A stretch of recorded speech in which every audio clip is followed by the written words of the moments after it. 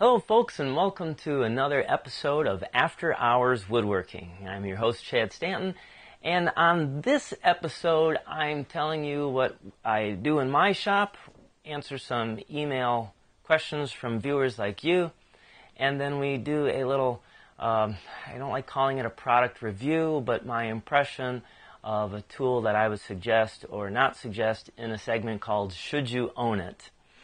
Okay, so last week I dropped that big bombshell on you, good news, bad news, about getting another sponsor, which was Kencraft. That was great because I've been dealing with them for so long. Such nice people, knowledgeable people. It's kind of not like when you walk into a big box store and you're asking about 2x4s or some oak or maple, and they sit down aisle 5. They walk you through it. They ask you what you're making. They're asking what kind of project you're on, what the look is. They explain all the different types of maple, all the different types of oak. It's just great. And the other cool thing about it is, unlike some big box stores where they sell the wood by the linear foot, they sell it by the board foot. And they can explain that. But essentially, you're getting a lot more wood at a way better price. So if you're in the Toledo area, stop in and check them out. They actually have their own TV show on here in this area. I'll see if I can't get a link for that so you guys can watch it, get to know the people, and get to know some of the stuff that they're doing. But they also ship wood and products out too, so you can go to their website and see that. If you are looking for just a particular piece of exotic wood, they can drop ship it right to your house. So that was some great news from last week, and I'm very, very happy to be a part of them. Also, too, you heard I moved to my new shop, and so my first plans for that is I've cut back on some jobs. You heard me mention that I was going to do 24 shutters for a house, and I had a big kitchen remodel job that was going to be coming up, and I just decided it's more important for everyone, myself, my customers, and the viewers of the show, if I get in my shop as soon as possible. So fortunately I didn't start any of those jobs, and I was able to give those customers referrals of other qualified people to do it. But I backed out on some jobs so I could spend time doing it. And so as you can see from the photo with the big sliding barn doors open, it's just a shell. There's no insulation, no drywall. There's an outlet box out there, but there's no outlets in it. And the first thing I want to do is I want to put some windows in, and because the back of my shop is going to look into my 1 acre of deep woods. So I want my bench back there. I want to be filming this show from that perspective. And I wanted some windows on the side to get some cross ventilation through. So I went to my local Habitat for Humanity restore. If you're not familiar with this, it's a great thing that they do. So if you're a contractor, like when I would do remodeling, if I'm taking out old windows or taking out old countertops, cabinets, if they're still in decent shape but just old, I will drop it off there, and then what they're able to do is turn around and resell it at a significantly low price. And so I went there and I was able to get those 3 huge windows for $150. Yeah. I went into a big box store. I couldn't even get one of those ones, about a third of the size there. One window, $120. So, hey, they're not brand new. That's okay. Anyway, so if you've never heard of a Habitat Restore, look for one in your area. Okay, so a couple of jobs I am actually working on. A very good customer of mine, John Naylor, he has actually been remodeling his own kitchen. And John is in his 70s, and he's doing a great job with it, but he's down to the point where it needs some trim, some crown work, and he wants like a window bench and a dining room table made. So I'm going to help him do those things. That all sounds like fun and stuff that I like. He's also going to let me work at my own schedule. come and go as I please. So that's nice. And I still am doing some work over there in those offices. The painting's done, but they want some French doors put in, and pretty much, towards the end, and same thing. They're good customers, so they just let me come and go as I please. So that's what I'm doing in the shop. Okay, so moving on to some viewer email questions. So if you watched the show on Monday, Paul Byland, he was making some jewelry boxes, and he says whenever he makes a box of any sort, it never sits flat on the table when it's done. And he says it's something he struggles with. And so I have a few tips for him and for others out there if you have this problem. So one of the things I like to do is I will cut my pieces slightly larger, and I mean slightly larger. 32nd to, at the most, the 16th larger, but about 32nd. And so when I glue it all up, if I put it down and it rocks, I can plane off that area until she sits flat. Now, to help me figure out what's the high and low side are something called winding sticks. Now, my winding sticks are just some square stock I got from the big box store. These happen to be aluminum. And so what you do, and I do this particularly when I'm flattening boards, but it works just fine for this. So you put the two winding sticks at opposite ends, and then you sight down it. And it helps if you have one of these a darker color, like maybe spray paint it black or something. And so then when I sight down it, I'm wanting both of them to be parallel. If one side is up a little higher than the other, well, I know I have a high spot. Now the second question is, well, which is the high spot? Is my front high or is my back low? Right? Good question. So what I will do is I will slowly move one of these till about the middle and see if it changes, and vice versa. Then I will bring the back forward. So if this front corner's high, but I think the back is low, as I move this forward, this will still stay high, and then I know it's this guy. Vice versa. Okay, so that's one tip on getting boxes, boards, anything flat. The other tip that can come in is when you glue up your box. So hang on, let me grab some of these scrap pieces here. These are scrap pieces left over from the Dovetail series. But what you could do is you could glue them up in series. So you could glue a pair together and make sure that stays good and flat. You don't see any gaps or light underneath it. You can glue the other side up, and then you can do a final glue up of them together. That way that helps assure you that you have your pieces flat. And sometimes, if need be, sometimes because if you planed it or cut it, extreme change in temperatures, the wood itself can bow, cup, or warp on you. So sometimes I will even go so far as to clamp the whole project to my bench, clamp it down, so that way nothing happens to it. So, all right. So hopefully those are some tips that can help Paul and the rest of you if you ever run into that. Also on Monday, you probably saw that Kevin Enlow was making some the cornhole board game for a customer, and he's at the point where he's going to put the polyurethane on it. And so I kind of suggested to him that he uses an external polyurethane for the ultraviolet, the UV ray protection. That will help not only make it a little bit more weather resistant, but it also helps too in preventing the stain color from fading. And I thought this might be a good point to tell you how I put polyurethane on to get a smooth surface. So the first thing that I do is I never use my polyurethane straight out of the can for the first layer. What I do is I cut it. So I'm working with I need to emphasize this, I'm working with oil-based polyurethane in this case. So I cut it and I do a mixture of 50-50. So it's 50% polyurethane, 50% the mineral spirits. This is really going to thin it out. So when you put it on lightly because it's just going to run everywhere. But what this does is it allows it to really soak into the wood, kind of penetrate a little bit deeper into the grains of it.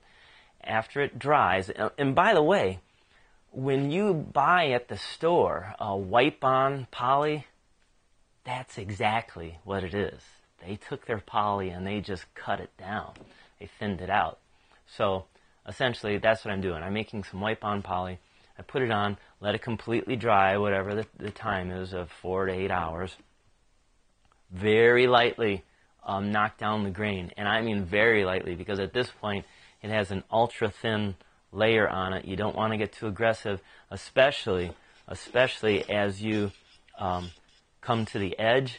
It's real easy for your hand or sandpaper to roll over just a little bit as you're doing it, and you will not only take the poly off, but you'll probably remove the stain too. So just real lightly, 1 or 2 passes, wipe it off, wipe it nice and clean, and then and I'm going to say this right now too. I know people are going to complain. They're going to say, Chad, this is all wrong. I don't care. It's what I do. You don't have to do it. I'm just giving my tips.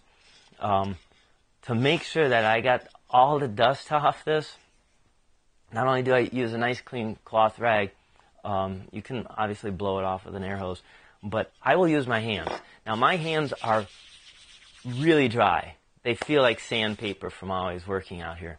And so I will, with my hand, rub it across, and not the fingerprints, but the grooves in my hand will pick up all that really fine dust on it. And I know people are going to say, oh, you don't do that, Chad, you're putting oil onto it and everything, but not these hands, all right? So if you have dry hands like me, it makes a great rag to clean off the dust. The second layer then, I do a mixture of 75-25. So 75% polyurethane, 25% mineral spirits. Again, put it on, let it dry, a light sanding. Then from there, I can put as many coats on as I want at full strength poly, 100% poly. Again, lightly sanding in between each layer. But that's how I get a really smooth finish on my poly. I've tried in the past just putting poly on straight out of the can, and I seem to either get too much dust, or it's too bumpy, or I never get it as smooth as I want. So that's my method. Okay, coming up to the next one. This wasn't so much of a question as it was a comment or a statement. Frank Porter, in a previous email to me, as I was in the second episode in the series of Dovetail, asked me, Chad, what does it mean cutting to the line on Dovetails? And so I explained to him in the email, and he was like, oh, that's great info. Could you make sure to include that in the video? I said, absolutely. So that was in the third episode of it, and he said that video series really helped him, really gained a lot of tips, and it was very knowledgeable. And so this Friday will be the final one in the series of common problems, common fixes for your dovetails to get them looking good. But I want to go on and say, save your first dovetail, your first hand-cut dovetail you make. I would love to see it, but I know sometimes we get embarrassed of the quality of the work. So you know what? I'm going to show you mine. I'm going to show you my first dovetail project that I did. Geez, this thing is old. I did it out of pine and oak plywood. I don't even have the two similar woods for it, but you'll probably see from the photo up here, just the angles are way too extreme on it, and they're gappy. I mean, I got gaps in this. I got wood putty in it. It just looks terrible, you know. Not to mention this box design is stupid. So it's got a lid, a latch here to open the lid. Nice squeak there. And then I have this lower section that opens, but there's nothing. There's nothing that locks the bottom because it's just dumb. It's dumb. But anyhow, I've kept it, like I said, so I can chart myself and go, wow, I would never make a dovetail like that anymore. I totally understand more. And so I think you all should do the same. Make it, hide it in a drawer if you want, in the back of a cabinet, but date it, keep it so you can then one day see your progress. It's a means of encouraging yourself, motivating yourself, and it gives you more self-confidence that you can do this. So Frank, thank you for watching the series. Hope you watched the fourth one. And if you guys haven't seen it, again, I'll put the links at the bottom so you can catch up with the rest of us. Okay, moving on to the little segment now I like to call Should You Own It? And this is where I like to spotlight a little product. I forgot to bring it over here, so I'll be right back.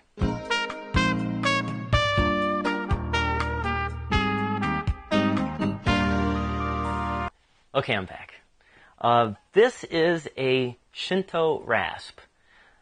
Great tool. I was recommended this years ago by Glenn Huey, and I like it so much that I have one I keep in the shop, one I keep in the van for job sites. And so essentially what it is, yes, it's a rasp. It's of Japanese origin, hence the name, the Shinto. And on one side, it's got fine teeth. On the other side, it's got aggressive teeth. Essentially what it looks like is a bunch of bandsaw blades that they kind of put together. Now, you can get it with a handle. The handle's removable. There's a handle back here. Or no, there's one that you can get with the handle on it. Or you can get the one that has this removable handle and a knob, so you can kind of use it, I don't know, like a plane or something. I had that and I threw that away. I don't use that. So if you can just get the plain old Shinto rasp without any of the handles, I'd recommend it. Even the one with the handle, sometimes if you're trying to go across something, the handle will bump and hit and get in the way. But what I like about this, it shapes things so quick. You're going to see in the final video, the fourth episode of the Dovetail, how a rasp is very, very handy for doing dovetails. I use this even for mortise and tenons. So like the tenon, if I got to shave a little bit off the tenon, a shoulder plane is too heavy, too awkward for some. So you can just put this on there and keep it nice and flat. Trust me, if you get one of these, you will find a whole bunch of places to use it. Especially if you can't get your hand plane into something. If it's too tight, too narrow, you can use this guy. Very great. Holds its sharp edge a long, long time. Highly recommended. I'll have a link to Woodcraft there. You can buy it from them. That's where I got mine. But definitely for the price, it's good. The work it does is great. Definitely put it in your box. Okay, so that's should you own it. Coming down to question of the week. So, I had a couple of questions. I was wondering if I should keep my old tagline at the end of, keep on dancing, because I really don't dance anymore, and with the humor cut out of the Big Chopperoo and Safety Dan, with the whole joke and gag series thing gone, I kind of thought, maybe I need a new tagline. And a good friend of mine, Frank Byers, called me up and said, Chad, keep that tagline. Because as he pointed out, that, dancing is a means of celebration. And we should be celebrating. We should be celebrating the workmanship that we can do. We should be celebrating sharing this. We should just be celebrating and dancing just because it feels good. And I thought, Frank, you're right. you're right. And I just had an email this morning of a viewer writing me, telling me that his two younger daughters like to watch because of the jokes that we would do and the goofy dancing at the end. But obviously, woodworking isn't tailored just to a little kid to watch goofy jokes. It's tailored for you all to get better. But nonetheless, he said that even before he watched this show, him and his daughters, when they would build something in the shop, they would dance when it was done. And yeah, so that's nice to hear. So I'm going to keep that tagline. The other question I had for you guys was, I had a $100 gift card from Woodcraft, and I said I was going to throw $200 more into it and kind of ask for some suggestions of what to buy so I could then give my version of how it performed for me on should you own it. If there was something that you were kind of on the fence about buying for yourself, I wasn't sure if you wanted to spend the money on it because you didn't trust the online reviews or wasn't sure how useful it would be, give me some suggestions. I got a couple of good suggestions, actually. I won't say what it is yet, but there's one in particular I'm really considering getting from the suggestions. But I'll give it another week. If you guys want to look on their website and make a comment or a thought to me about what I should get, you can either leave it on the YouTube thing or you can email me at stantonfinefurniture@gmail.com and tell me what you think. Another question I'd like to ask you, though, is, since I'm doing these 3 videos a week, Mondays are about you, Wednesdays are kind of half about me, half about you, and then Fridays are either a quick tip, a project, or like this little series we did. And I was curious, which of the 3 do you all like the most? And this may not be a fair question to be asking, because if you're watching this show right now, that probably means you prefer this one. But if you just had some suggestions for what you liked or didn't like on a show, I'd be happy to hear that. Again, you can email me. Email's probably the best way for me to be certain I get it, but or you can leave your comment below in YouTube. And I want to say, on Monday's episode and this episode, you probably noticed I have some new graphics going on, and that's largely in part to my brother. My brother has been watching the show. My brother does websites and video and graphic design for a living, and he made these suggestions to me. I think they look great. I hope you guys like it as well. But I wanted to give a special shout out to my brother and his company, Todd Productions. If you are interested in possibly doing something for your website, video, business cards, anything, you can catch my brother's link there at the bottom to his website and email him, and he'd be more than happy to talk to you and try and help you out with whatever you guys are looking for. Okay, so that should wrap up this Wednesday's edition of After Hours Woodworking. Again, this Friday, the last video on the Dovetail series. And then, from there, I don't know what video I'm going to do next Friday. I'm thinking about doing another geometry one. A lot of people have been asking me on that. I also know I haven't done a just plain board episode in a while, which kind of tailors more to the business side and the mindset of a professional woodworker. So I might do one of those, because I'm not done with some projects yet, so if I don't have the project done, I don't have the video to show you. So at any rate, until then, thank you so much for watching. This show and all the other shows are not possible without you supporting and watching us. And if you like, please subscribe. Please tell your friends. We want to try and grow the numbers so we get the word out there about this show and about you all and about learning some serious woodworking. So until next time, thanks for watching and keep on dancing.